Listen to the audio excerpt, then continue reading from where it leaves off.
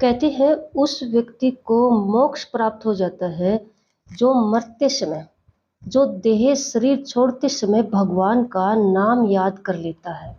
लेकिन इस समय पर सिर्फ उसी व्यक्ति को प्रभु का नाम याद आता है जो अपने डेली रूटीन कर्मों में, अपनी लाइफ में सच्चाई, सादगी और ईमानदारी से प्रभु का नाम याद रखता है, किसी भी तरह का छल कपट नहीं करता है।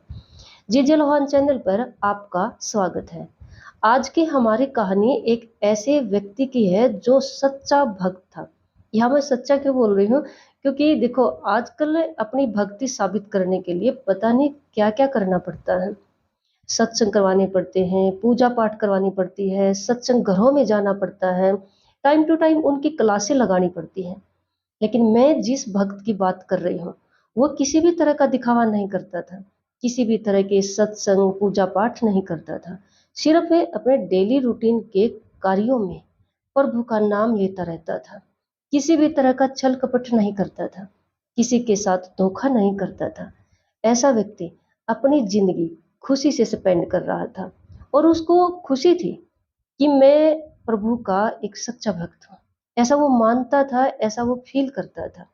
और सच में कहते नहीं है कि जो सच्चे भक्त होते हैं ना, उनको रियलाइजेशन हो जाता है, उनको एहसास हो जाता है प्रभु का, प्रभु की बातों का, प्रभु के होने का एहसास का।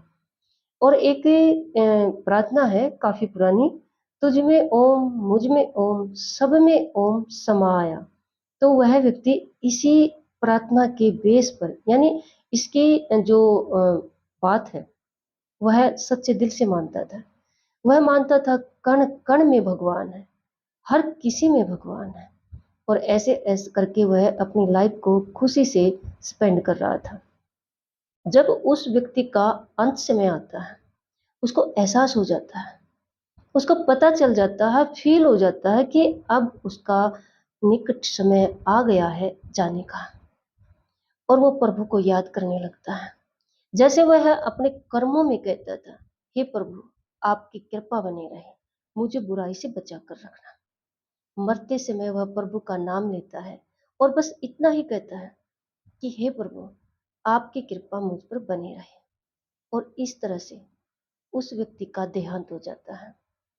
जब उसका नेक्स्ट जन्म होने वाला होता है और वो नेक्स्ट जन्म में अपनी माता के गर्भ में है और पैदा होने का समय आता है, उस व्यक्ति को अपनी भक्ति की पिछले जन्म की सारी बातें याद है। वह प्रभु को याद करता है और कहता है, हे प्रभु सच में मुझे पृथ्वी पर नहीं जाना है। वहाँ बहुत स्वार्थी धोखे वाले लोग रहते हैं।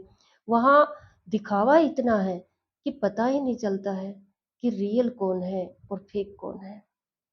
प्रभु ने कहा कि हे भक्त आप बताओ आपको क्या चाहिए। तो वह व्यक्ति कहता है कि मुझे जन्म नहीं लेना है। प्रभु कहते हैं कि देखो ये तो कार्मिक चक्कर है, कर्मों का चक्कर है। जिसने जैसे कर्म पीछे आपने किए हैं उसके हिसाब से एक कर्म का नहीं होता, एक जन्म का नहीं होता है। यह रूटीन लंबा है, तो उसके हिसाब से आपको ये भुगतान करना होगा। लेकिन मैं आपकी भक्ति से और आपके व्यवहार से खुश हूँ, आप कुछ और मांगिए। तो वो भक्त माँ के गर्भ में ही प्रभु को याद करता है और कहता है, ठीक है प्रभु कुछ ऐसा कीजिए कि इस जन्म में आप पृथ्वी पे दिखाई तो देते नहीं हो, ना ही किसी के पुकारने से सामने आते हो। मुझे आपका एहसास होना चाहिए। एहसास एक तो होता है जैसे भावनाओं में, फीलिंग्स में, लेकिन मुझे आप पे कुछ ऐसा दिखाइए कि मैं भरोसा कर सकूं कि भगवान मेरे साथ है। प्रभु ने कहा, ठीक है, आप आंखें बंद करके जब भी मुझे याद करोगे एक बार पीछे मुड़कर देखना, आपके कदमों के साथ मेरे कदम दिखाई देंगे। वह व्यक्ति खुश हो जाता है और खुशी खुशी जन्म ले लेता है। कहते हैं जब बच्चा जन्म लेता है तो इतना पेनफुल सफर होता है ये कि वह पिछला जन्म सारा भूल जाता है। लेकिन उस व्यक्ति को बच्चे रूप में अपना पिछला जन्म और प्रभु की कही हुई गर्भ के अंदर ये बातें उसको याद थी। जब भी वो भगवान से मिलने की कोशिश करता, मतलब उसको याद आता कि मैंने भगवान से मिलना है, उसका मन करता, वह आंखें बंद करता तो देखता उसके कदमों के साथ एक इंसान के कदम और है। वह खुश हो जाता कि भगवान मेरे साथ है। वो इसी तरह उसका जो लाइफ स्पेंड कर रहा था वो, लेकिन ये कहते नहीं कि सुख है तो दुख भी आएगा। तो उसके बिजनेस में काफी लॉस हो जाता है। तो वो प्रभु को याद करता है कि आपने ऐसा क्यों कर दिया। फिर वो आंखें बंद करके पीछे देखता है, उसको एक ही आदमी के कदम दिखाई देते हैं।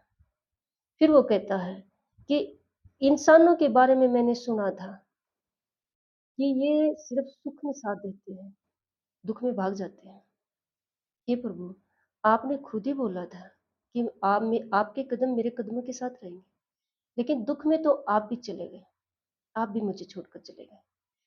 ऐसे ही कई बार उसके ऊपर संकट आया, जब जब उसने आंखें बंद करके प्रभु को देखने की कोशिश की। उसको सिर्फ एक ही इंसान के कदम दिखाई दिए। उसको पूरी तरह से एहसास हो गया कि इस मृत्यु लोक में प्रभु ही साथ नहीं देते हैं। और इस तरह से, लेकिन उसने है ना अपना असली रूप नहीं छोड़ा, असली भक्ति का रूप नहीं छोड़ा। उसने कोई दिखावा आडंबर नहीं किया। वो सच्चे मन से अपने काम के साथ प्रभु का नाम याद लेता रहा। ऐसे ही इस जन्म में भी उसका अंतिम समय आ गया। और जब अंतिम समय आया तो उसने प्रभु को याद किया कि हे प्रभु, आप मुझे फीलिंग में ही सही एहसास करवाइए कि संकट में आप मेरे साथ क्यों नहीं थे। तो प्रभु सच में उसकी आत्मा में मिलकर उसको जवाब देते हैं कि हे भक्त, मैं अपने भक्तों पर इतना न्यौछावर हो जाता हूँ कि जब उन पे संकट आते हैं, उन पे दुख आते हैं, तो मैं उनको अपनी बाहों में उठा लेता हूँ। मैं उनको अपने गोदी में उठा लेता हूँ।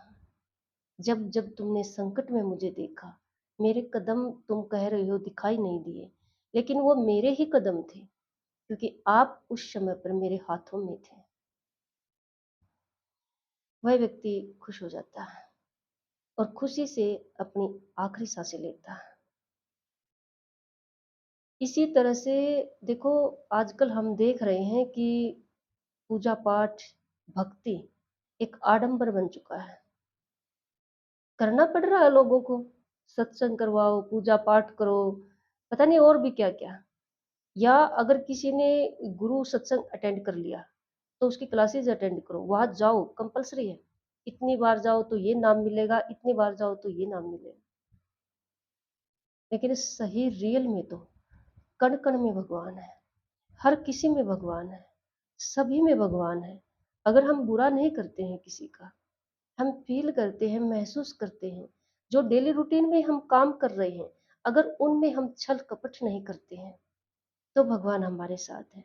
और ये ग्रंथ, वेद और धार्मिक शास्त्र साफ शब्दों में लिखा हुआ है कि जिस व्यक्ति ने छल कपट नहीं किया, अपने डेली रूटीन कामों में प्रभु को याद किया, जरूरी नहीं है सत्संग के लिए टाइम निकालिए, जरूरी नहीं है किसी जगह पे स्पेशल जाइए, मंदिर मस्जिद जाइए, और जरूरी नहीं है कि आप पूजा पाठ करके दिखावा कीजिए। बस जो काम कर रहे हो, करते हुए प्रभु का नाम लीजिए, और अपने कामों में किसी के साथ छल कपट धोखा मत कीजिए, तो प्रभु हमारे साथ